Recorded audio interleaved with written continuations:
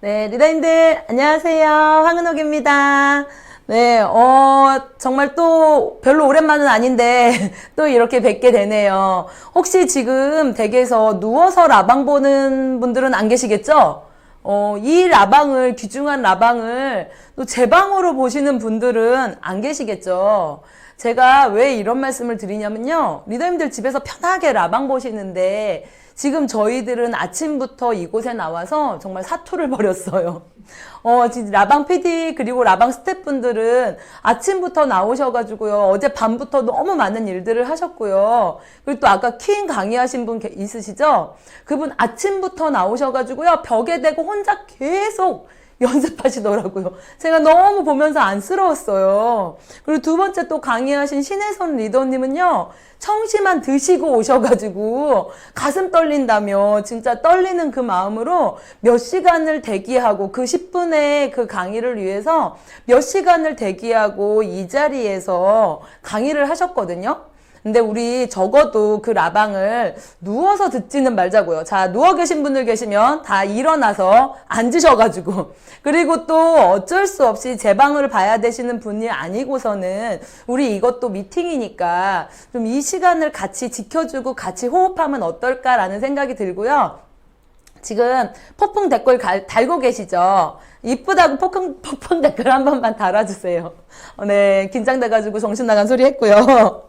네, 제가 오늘 이야기할 건 위기에 강한 아메이예요. 지금 누구나 다 위기 상황이라고 이야기를 하는데 아메이는 그럼 어떤지 그리고 이 위기 상황에 우리는 어떻게 살아가야 하는지에 대한 이야기를 저는 오늘 좀 하고 싶어요. 많은 분들이 아메이를 하시면서 정말 많은 핑계들이 있으시더라고요. 저는 뭐 용기가 없어요. 저는 뭐 사람이 없어요. 여러 가지 말씀을 하시는데 저는 그 전에 지금 내가 처한 상황이 어떤 상황인지 먼저 알아야 되지 않을까라는 생각이 듭니다. 제가 위기에 강한 아메이라고 이렇게 해놓고 그 밑에다가 책을 한 권 소개해놨죠. 2030 축의 전환이라고 제가 저 책을 너무 읽고 싶었는데 책이 두꺼워서 엄두를 내지 못했어요. 근데 이준호 리더님이 이번에 또 저 책을 한번 소개하셔가지고 제가 이번 명절 때 나 이 책을 꼭 끝내리라 마음 먹고 작정하고 연휴 때 저 책을 잡았거든요. 근데 저 책에서 뭐라고 했냐면요. 저 밑에 써 있어요. 10년 후 지금의 세상은 없다. 지금 여러분들이 살고 있는 이 세상은요. 10년 뒤에는 완전히 사라질 거라고 했어요. 그리고 지금 코로나가 닥치면서 우리가 5년 뒤에 있을 그 세상을 당겨서 살고 있다고 이야기를 해요. 그러면 우리가 지금 10년이 지나가면 우리는 10년이 지나갔지만 15년이 지나간 거랑 똑같은 거예요. 그래서 제가 지금 44살이거든요. 여기서 10년이 지나가면 저는 54살이 되겠죠. 그런데 제가 살고 있는 세상은 제가 60살에 살아야 되는 그 세상을 저는 10년 뒤에 살고 있을 거라는 거죠. 상상이나 되세요? 도대체 우리가 어떤 세상을 살아갈지 상상이나 되세요? 제가 어제 이 자료를 만들면서 네이버에다가 자율주행 딱 4자를 쳐봤어요. 4자를 쳐봤더니 어떤 내용이 나오냐면요. 여기에 나온 대로 2021년 상반기에 제주에서 자율주행 자동차를 시범 운영할 계획이고요. 2021년 역시 상반기에 서울 상암에서 자율주행 자동차를 시범 운영할 계획이고요. 2020년 12월, 이건 지금 하고 있는 거예요. 세종 정부청사 근처에서요. 자율주행 자동차를 유상 서비스 시행하고 있다고 해요. 저 그거 타러 갈까 봐요. 그러면은 지금 우리가 이 자율주행 자동차가 나옴으로 인해서 어떤 직업들이 사라질 것인지 버스 하시는 분들, 택시 하시는 분들, 뭐 많은 분들의 많은 직업들이 사라지겠죠. 그래서 제가 어제 저희 아이한테 물어봤어요. 유건아, 자율주행 자동차가 나오면 어떤 직업이 사라질까? 그랬더니 그 아이가 뭐라고 하냐면요. 발렛 파킹. 그것도 사라지게 생겼더라고요. 그 자율주행 자동차가 나오면 대신 주차를 해줄 필요가 없잖아요. 그리고 리더님들 키트 기억하세요? 키트? 있잖아. 키트 이리 와! 이러면 이렇게 혼자 오고, 이거 키트 아시는 분들은 저 나이가 조금 있으신 거예요. 정말 나중에는 이 키트가 나오지 않을까. 그 테슬라의 일론 머스크 회장이 뭐라고 했냐면요. 자율주행 자동차가요. 1단계부터 5단계까지 있어요. 근데 지금 이 기술이 어디까지 발전됐냐면요. 4.5단계까지. 그리고 일론 머스크가 뭐라고 했냐면요. 자기가 장담하건대 곧 5단계까지 완성이 될 거라고 이야기를 했어요. 그 이야기를 언제 했냐면요. 2020년 7월 달에.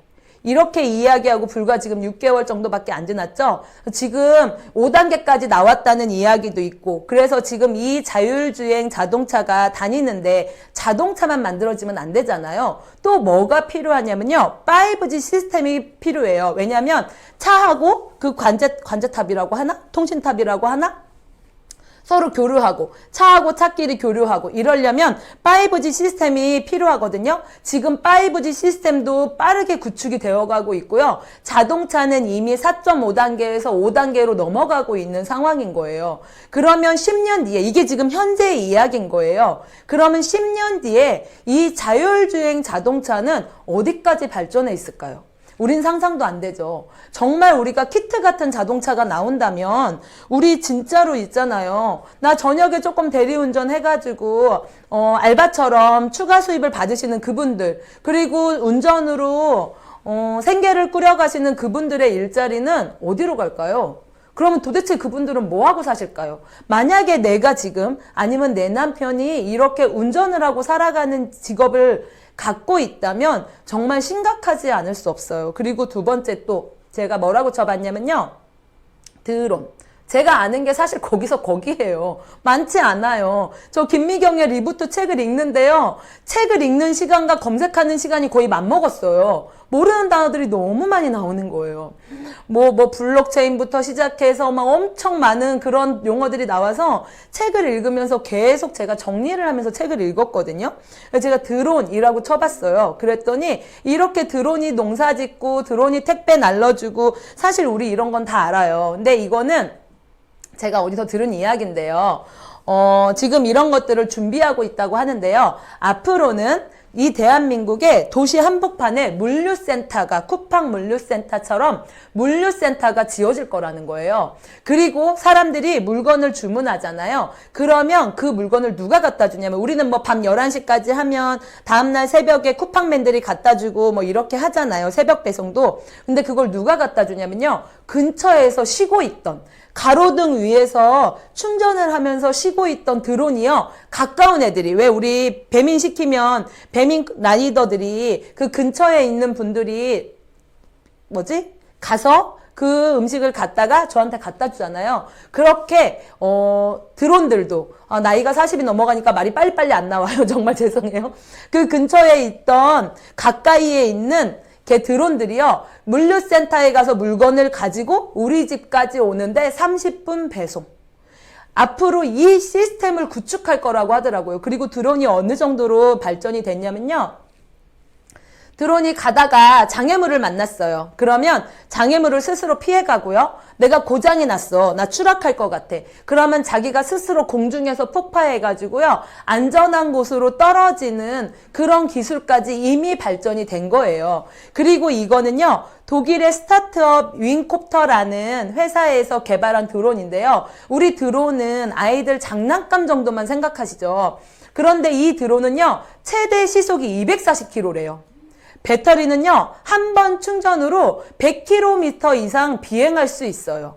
장소가 어디든 구애받지 않고 비행기는 이착륙하는데 우리가 활주로가 필요하죠. 한참 가다가 날아오르잖아요. 그런데 얘는 수직으로 착륙하고요. 수직으로 이륙도 가능해요. 그리고 있잖아요. 그리고 이 아이는 지금 현재는 최대 용량이 6kg 정도의 그 물건을 실어 나를 수 있다고 해요. 근데 여기서 6kg로 끝나지 않겠죠. 어느 분들이 말씀하시더라고요. 우리가 그럼 무거운 건 어떻게 배송해 줄 건데요? 드론이 자기들끼리 다 뭉쳐요. 뭉쳐가지고 무거운 애 하나를 배송해 주는 거야. 우리가 원하는 데까지. 그런데 이 윙콥터 회사에서 개발한 드론은요. 저 밑에 보시면 이미 유니세프와 함께 도보나 차량으로 닿기 어려운 오지에 백신을 전달한 경험도 있대요. 이거는 뭐냐면요. 앞으로 코로나 백신을 이 윙콥터 회사에서 나온 이 드론이 전달해 줄 수도 있다. 뭐 이런 기사의 내용이었어요. 우리가 생각하는 것보다 훨씬 더 많이 발전해 있다는 거죠. 자율주행도 그렇고요. 드론도 그렇고요. 우리가 이러고 있는 사이에 세상은 빠르게 변화해가고 있는 거예요. 그리고 제가 다음에 영상을 하나 보여드릴 건데요. 이거는 3D 프린터에 대한 영상인데 앞으로 사람의 신체 장기도요. 3D 프린터로 만들어내는 세상이 곧 올 거예요. 참, 이 드론도 지금 현재예요. 그럼 여기서 10년이 지나면요? 상상이 되시나요? 제가 이 3D 프린터에 대한 영상을 보여드릴게요.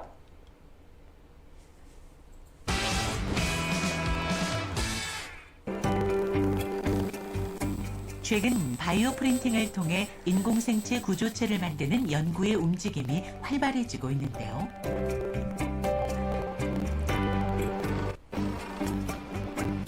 바이오 프린터를 3D 프린터를 이용해서 이렇게 귀 모형을 제작하는 중입니다. 우리 몸에 사용하는 만큼 그 소재가 될 바이오 잉크가 중요합니다. 조직으로 장기가 만들어져야 되거든요. 근데 딱딱한 고분자 소재들은 분해가 안 되고 세포가 와서 잘 자랄 수 없는 환경이기 때문에 3D 프린팅용 바이오 소재를 개발하고 있습니다. 이게 이제 저희 3D 바이오 잉크용 기본 말미잘에서 나온 실크 유사 소재가 되겠고요. 연구진은 자극을 받으면 몸 길이가 최대 10배가량 늘어날 수 있는 스타렛 말미잘의 신축성에 주목했는데요. 또한 말미잘 단백질은 누에 실크보다 탄성이 4배 이상 높았습니다. 이 말미잘 소재의 장점은 자연에서 나오는 이 단백질들이 대부분 기계적 물성이 약하기 때문에 우리가 어떤 적층을 통해서 구조물을 만들기가 굉장히 어렵습니다. 하지만 이 단백질들은 대부분 기계적 물성이 좋기 때문에 제대로 된 구조물을 만들 수 있죠. 이는 물성이 약한 천연 고분자와 생체 적합성이 떨어지는 화학 고분자의 단점을 극복할 수 있다는데요. 귀라든가 뭐 코라든가 우리 몸에 이식이 필요한 어떤 대체 구조물을 만들 때 우리 사용할 수 있는 소재로 활용할 수 있죠. 앞으로 후속 연구를 통해서 실물 크기의 귀와 코를 비롯해 장기까지 제작하는 시도가 이루어질 예정입니다.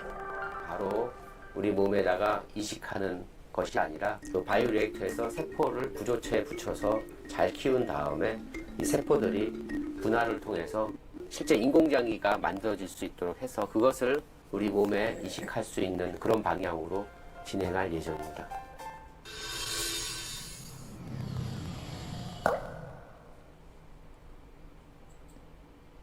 네, 잘 보셨나요? 이제 앞으로 내가 췌장이 안 좋아. 그 췌장을 3D 프린터로 만들어서 넣을 수 있어요. 그리고 지금 3D 프린터로 건물을 짓는데요. 높이가 9.5m, 9.5m예요. 높은 거죠. 얼마나 높은 거죠? 많이 높은 거예요. 그리고 193평의 건물을 짓는데요. 사람이 몇 명이 필요했는 줄 아세요? 단 3명. 그리고 시간은요. 9.5m에 193평의 집을 짓는데 사람이 단 3명이 필요했고요. 시간은 3주가 걸렸대요. 3주 만에 그 집 한 채를 3D 프린터가 출력해 놓은 거예요. 그러니까 뭐가 절감이 되냐면요. 비용이. 뭐가 안 나가서요? 인건비가 안 나가서요. 제가 저희 집을 리모델링 하는데 자재비보다 인건비가 더 비싼 거 아세요? 그분들 하루 오셔가지고 몇 시간 일하시잖아요. 20-30만 원이에요. 그런데 자재비는 몇만 원이에요. 우리가 자재비가 중요한 게 아니라 인건비가 굉장히 어마어마하게 많이 나간다는 걸 제가 저희 집 인테리어를 하면서 알았거든요. 그런데 인건비가 나가지 않아요, 일단.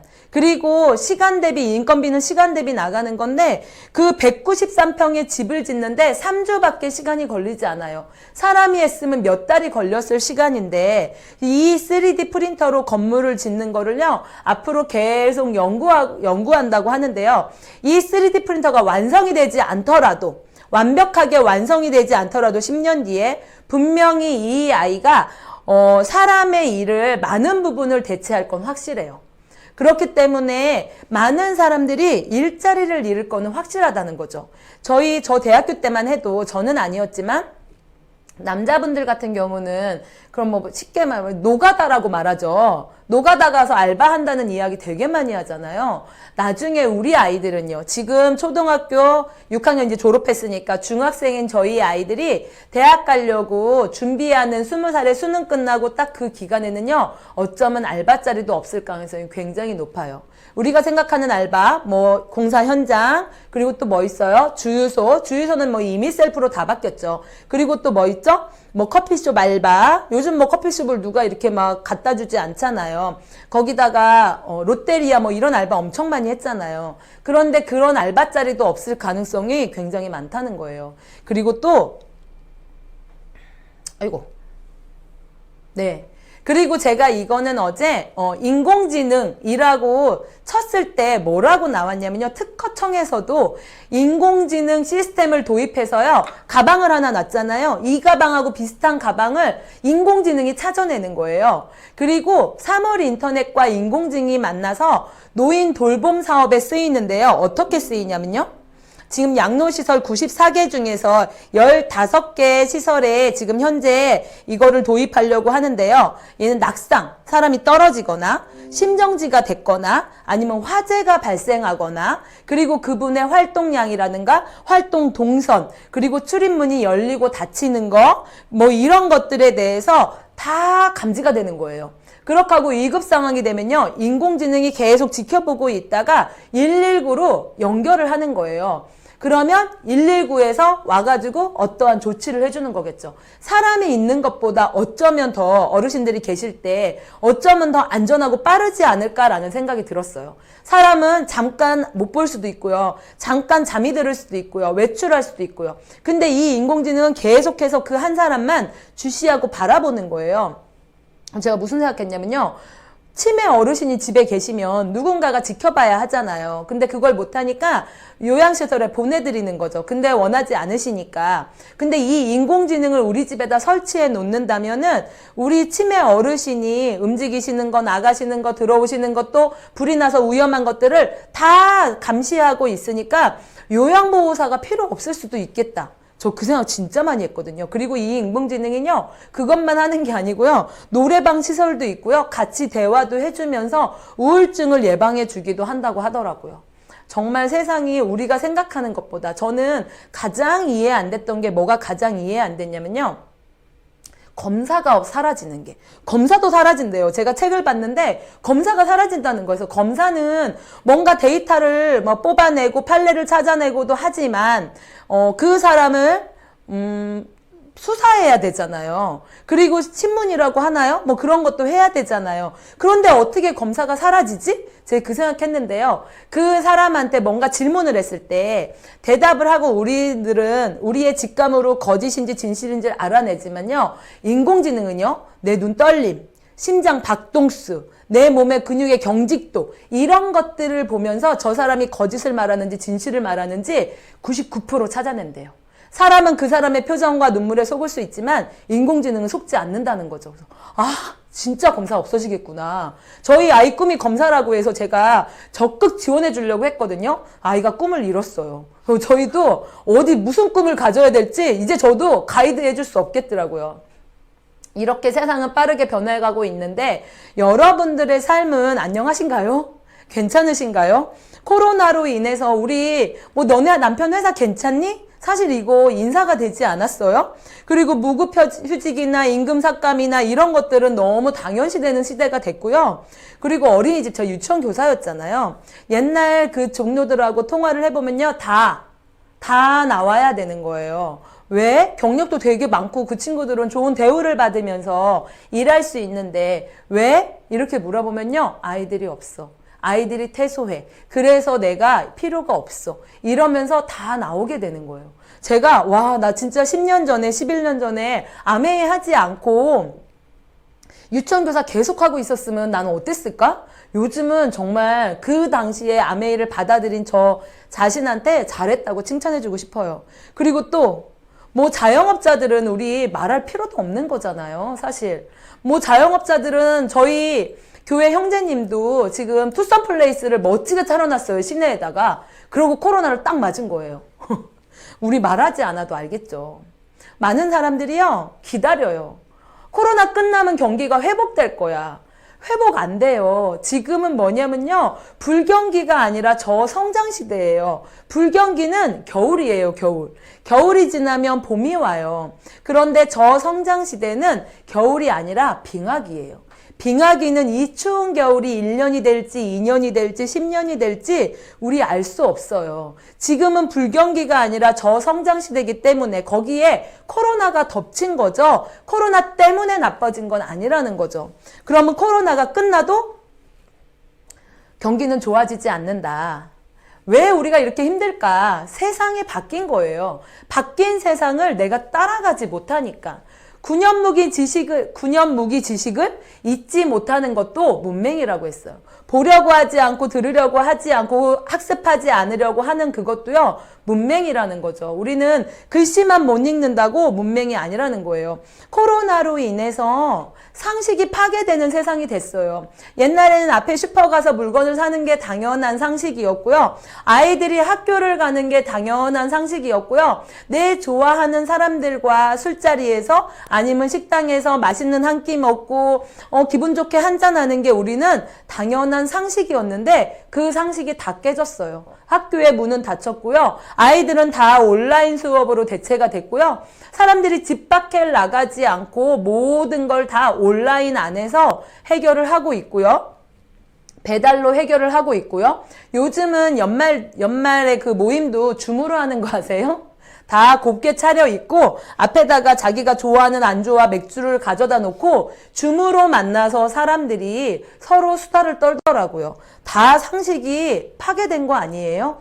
이거는 지금 완전히 혼동스럽죠. 그런데 이 혼동 안에서도 질서가 잡히면요. 다른 상식이 생기는 거예요. 이미 예전에 우리가 알던 상식은요. 이미 상식이 아닌 시대가 됐어요. 혼동스러운 이 가운데 시간이 지나면 분명히 혼동 안에 질서가 잡힐 거고요. 그 질서가 잡힌 그 순간에는요. 부는 이동해 있을 거라는 거죠. 내가 이 혼동 안에서 그 질서를 따라가지 못하면 나는 부를 얻는 건 둘째 치고요. 이 사회에서 어쩌면 아웃사이더가 돼 있을 가능성이 굉장히 높다는 거죠.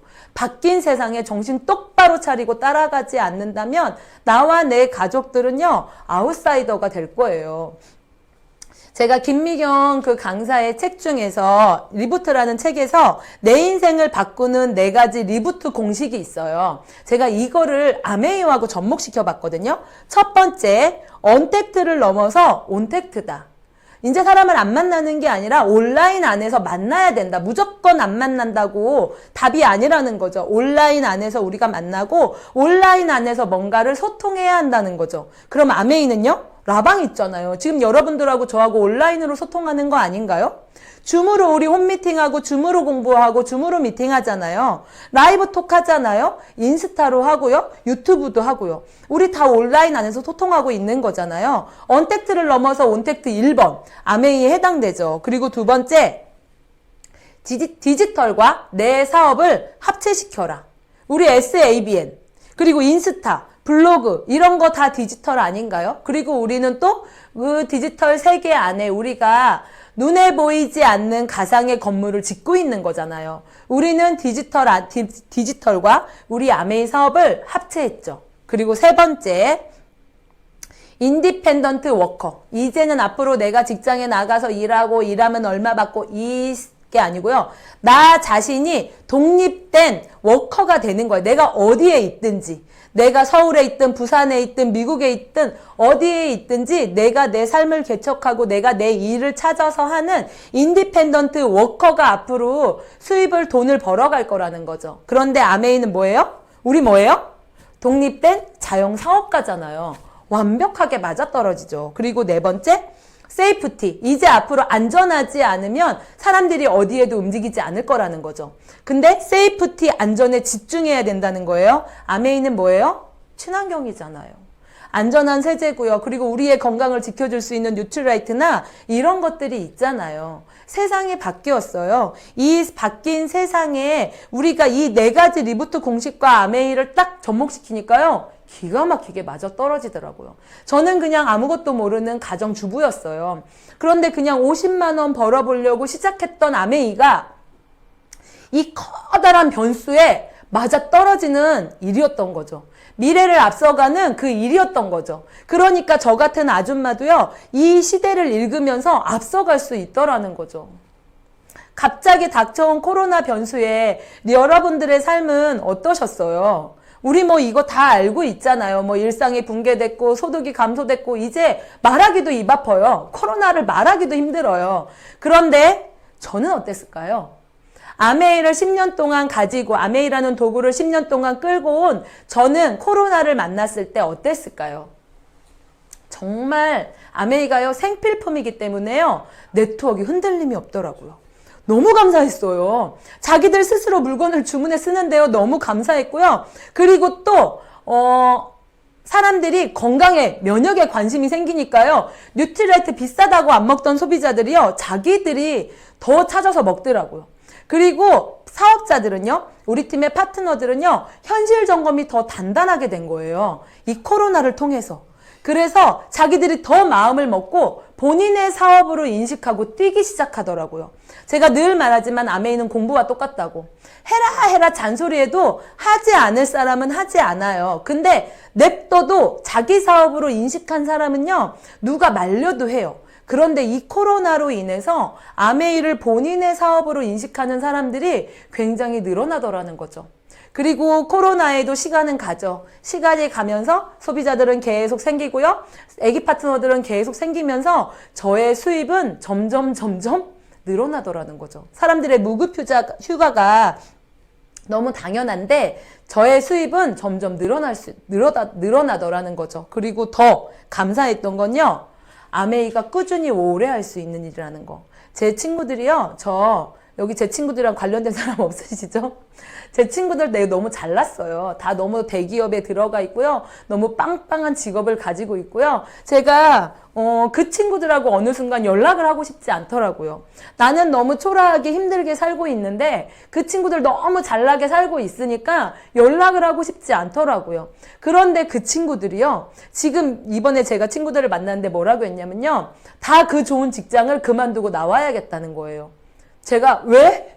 그 좋은 직장을 왜? 그랬더니 그 친구들이 육아와 일을 병행하기가 너무 힘들어. 아이들이 이제 3학년, 4학년 이렇게 됐는데 엄마 손은 너무 필요한데 그래서 또 엄마가 도와주니까 친정 엄마가 도와주신다고 오셨는데 엄마도 언제까지 도와주실 수 없을 것 같아. 너무 힘들어. 그러니까 누구라도 원하는 그 직장을 다 내려오더라는 거지. 한동안 그리고 다니는 그 순간에는 큰 수입을 벌었지만 내려오는 순간 우리는 제로가 되잖아요. 그런데 저는 아메이 11년을 하면서요. 이 안에서 아이들 유치원 졸업 다 시켰고요. 초등학교 졸업 다 시켰고요. 이제 그 아이들이 중학생이 됐어요. 하면서 제가 한 번도 육아와 아메이를 병행하는 게 힘들어서 그만둬야겠다라는 생각은 해보지 않은 것 같아요.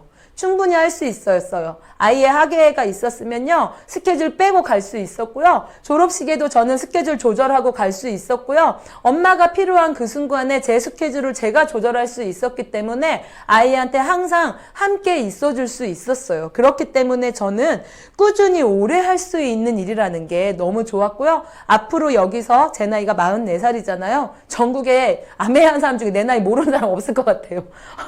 44살이잖아요. 제가 내 나이 44살하고 100번은 얘기한 것 같아요. 10년, 20년, 30년 꾸준히 나는 이 상태로 할 수 있겠다.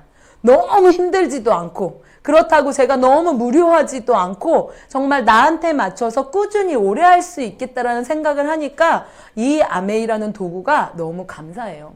어제 저희 줌 미팅을 하는데 갑자기 이재성 리더가 저한테 돈을 보낸 거예요. 돈을 보내는 일이 잘 없는데 제가 여보 나 돈 왜 줘? 그랬어요. 그랬더니 이재성 리더가 거기다 뭐라고 썼는 줄 아세요? 오늘 월급날입니다. 남편의 월급을 까먹고 있었던 거예요, 저는. 이렇게 남편의 월급을 까먹고 살고 싶지 않으세요?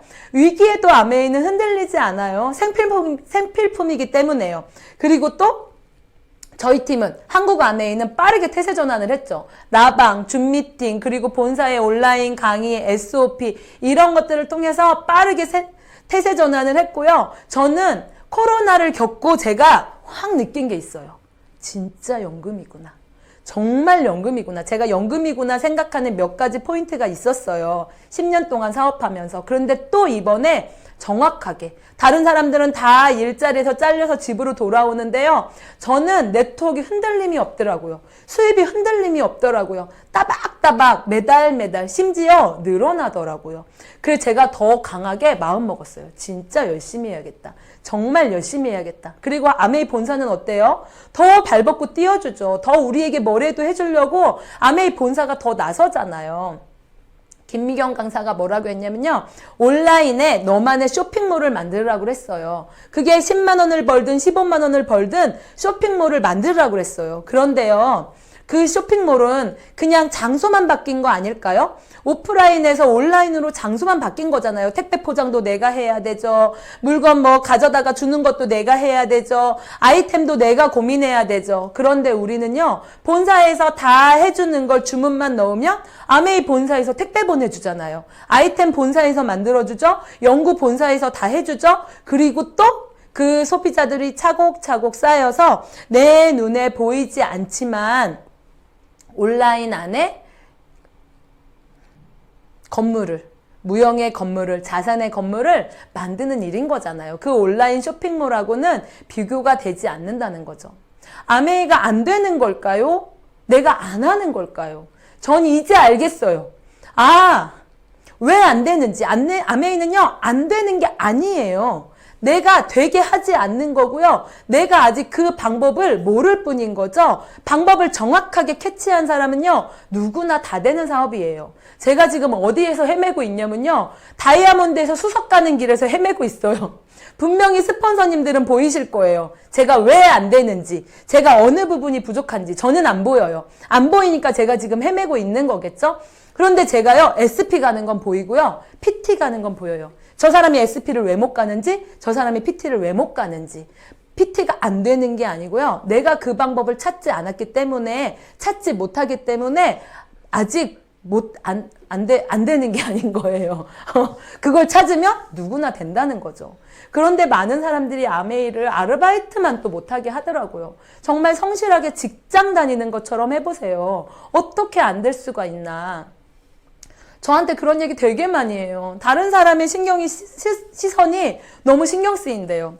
용기가 나지 않는데요. 자신감이 생기지 않는데요. 적성해받지 않대요. 내가 제일 듣기 싫은 말. 의지가 약하대요. 저는요. 다른 사람의 시선이 신경 쓰이지 않았을까요? 저 자존심 엄청 강해요. 제가 밥 먹자 했는데 2번 거절하잖아요. 저 그 사람한테 절대 밥 먹자고 이야기 안 해요. 거절하지 마세요. 그리고 용기 났을까요? 아니요. 아메이의 암자도 꺼내기가 너무 힘들었어요. 제 적성에 맞아 보이세요? 제 적성은요. 그냥 뜨개질하고 맛있는 거 먹고 이게 제 적성인 것 같은데요. 여행 다니고 의지를 말하면 저는 할 얘기가 없는 것 같아요. 왜? 어떤 것도 제가 시작해서 3개월을 넘긴 적이 없거든요. 운동도요, 미싱도요, 뭣도요. 제가 꾸준히 하는 건 딱 2개밖에 없어요. 아메이와 뜨개질. 그러니까 그 아메이와 뜨개질에선 제가 고수가 됐잖아요. 이것 저도 마찬가지였어요. 그런데 제가 왜 그렇게 애쓰면서 10년 동안 이걸 했냐면요. 저의 Y 아메이예요. 가족을 왜 이래 요즘? 제가 나이가 들어가지고요. 이 루바블렌드를 먹어야 되나요? 가족을 지키고 싶었어요. 어떠한 변수에도 이 가족을 지키고, 저희 가족 되게 행복하답니다. 지키고 싶었고요. 저 아이들의 꿈을 지켜주고 싶었어요. 내가 나가기 싫은 그 순간에도 주책이야. 내가 나가기 싫은 그 순간에도 아이들 생각했어요. 나중에 이 아이들이 원하는 것이 있을 때 제가 그거 못 해주면 어떡하지? 우리 남편이 힘들어할 때 내가 그 남편한테 그래도 등 떠미는 와이프면 어떡하지? 이 생각이 들면서요. 저의 가족을 지키고 싶다는 Y가 생기니까 의지가 약하고 자신감이 없고 이런 건 저한테 하나도 중요하지 않더라고요. 저희 큰아이가 중2예요. 사진에 보이세요? 모두 다 웃고 있는데 쟤만 안 웃어요. 중2는 절대 웃지 않아요. 저 아이 기분 최상이었어요, 저날. 그런데 저 아이의 저런 모습도 지켜주는 엄마가 되고 싶은 거죠. 저 아이에게 내 인생의 숙제를 미루고 싶지 않았어요. 그리고 제가 너무 바닥에서 시작하다 보니까 아이들한테는 어느 정도 만들어 놓고 사회에 내보내고 싶은 거예요. 우리 아이들이 필요할 때 비빌 언덕이 되어주고 싶더라고요. 그래서 저는 적성에 맞아서 했던 게 아니고요. 아이들에게 비빌 언덕이 되고 싶어서, 우리 남편의 어깨의 짐을 덜어주고 싶어서, 그리고 또 이렇게 저와 함께하는 저희 팀의 리더들이거든요. 이 리더들의 꿈을 지켜주고 싶어서. 그래서 그 힘들어도 내가 나 자신을 생각한 게 아니고요. 저의 Y를 생각하면서 이 시간을 달려온 것 같아요. 오늘 정말 리더님들한테 딱 한 말씀 드리고 싶어요. 어떡하실 거예요? 리더님들 생각하는 것보다 세상은요, 너무 빠르게 변화하고 있고요. 여기서 우리 10년만 멍 때리고 딱 지나가잖아요. 우리 가족은 완벽하게 아웃사이더가 될 거예요. 준비하지 않으시면, 리더님들이 정신 똑바로 차리고 준비하지 않으신다면 어쩌면 이 다가오는 AI 시대에, 그리고 너무 빠르게 변화하는 이 시대에 우리 아이들의 삶도 위험해질 수 있다는 거. 우리 다 같이 정신 차리고 이제부터 뭐 나는 의지가 약해요, 자신이 없어요, 이런 말 딱 그만. 아메이를 사업으로 보고 나의 Y 아메이만 생각하고 함께 하셨으면 좋겠습니다. 오늘 경청해 주셔서 감사하고 다음에 또 뵙도록 하겠습니다. 다음에 뵐게요.